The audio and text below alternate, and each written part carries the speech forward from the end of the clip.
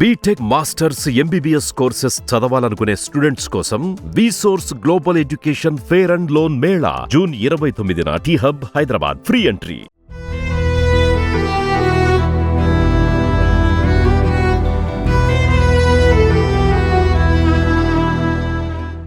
హైదరాబాద్లో వరుసగా వెలుగు చూస్తున్న హత్యలు, ఆత్మహత్య ఘటనలు నగరవాసులను భయాందోళనకు గురి చేస్తున్నాయి.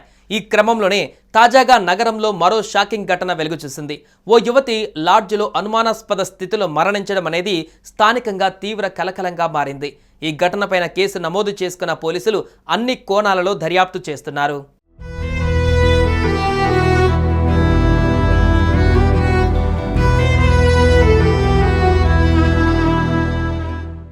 పూర్తి వివరాల్లోకి వెళ్తే అనూష అనే 26 ఏళ్ల యువతికి గతేడాది ఓ యువకుడితో వివాహం జరిగింది. పెళ్లైన కొన్నాళ్ల పాటు ఈ దంపతులు బాగానే ఉన్నారు.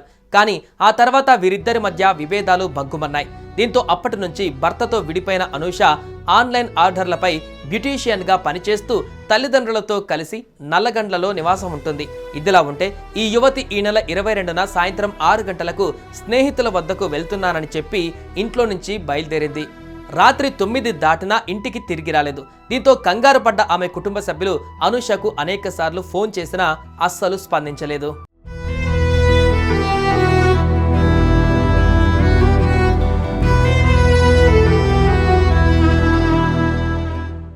ఈ క్రమంలో సోమవారం సాయంత్రం 4:30 సమయంలో గచ్చిబౌలిలోని ఓ లాడ్జిలో అనూష ఆత్మహత్యకు పాల్పడిందని పోలీసులకు సమాచారం అందింది. హుటాహుటిన ఘటనా స్థలానికి చేరుకున్న పోలీసులు మృతదేహాన్ని స్వాధీనం చేసుకుని పోస్టుమార్టం నిమిత్తం ఆసుపత్రికి తరలించారు. అనంతరం మృతురాలి సోదరుడు రాజు పోలీసులకు ఫిర్యాదు చేశాడు. మా సోదరి మృతిపై అనేక అనుమానాలు ఉన్నాయని ఫిర్యాదులో పేర్కొన్నాడు. ఈ మేరకు కేసు నమోదు చేసుకున్న పోలీసులు అన్ని కోణాలలో దర్యాప్తు చేస్తున్నారు. ఈ ఘటనపైన పోలీసులు స్పందించి అనూష సీలింగ్ ఫ్యాన్ కర్టన్తో ఉరివేసుకుని ఆత్మహత్యకు పాల్పడిందని, అందుకు గల కారణాలు తెలియాల్సి ఉందని వెల్లడించారు. ఇక అనూష మృతితో ఆమె తల్లిదండ్రులు, ఇతర కుటుంబ సభ్యులు కన్నీరు మున్నీరుగా విలపిస్తున్నారు.